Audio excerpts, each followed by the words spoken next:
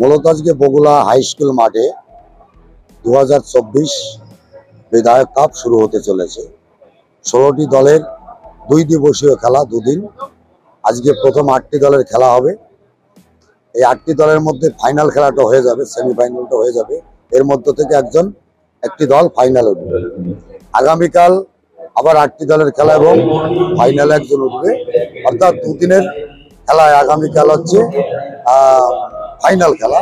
যে ফাইনাল খেলায় পশ্চিমবঙ্গ বিধানসভার সম্মানীয় বিরোধী দলনেতা তিনি উপস্থিত থাকবেন। রানাঘাট লোকসভার সাংসদ তিনি থাকবেন। জেলার সভাপতি তথা বিধায়ক পার্থ চ্যাটার্জি থাকবেন এবং একাধিক বিধায়ক আগামীকাল উপস্থিত থাকবেন।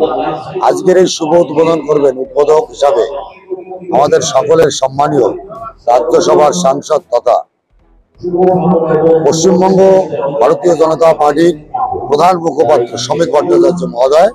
তিনি আজকে এই খেলার উদ্বোধক হিসেবে উপস্থিত থাকবেন।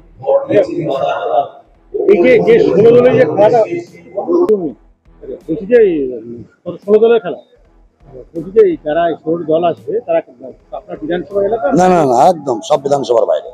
2-1টা হয়তো আছে, বাকি 14টা দল কোথাও হুগলি, বর্ধমান, কলকাতার আশপাশ আছে, 24 পরগনা আছে, এদিকে মুর্শিদাবাদ আছে, অনেক দূর দূর থেকে আসবে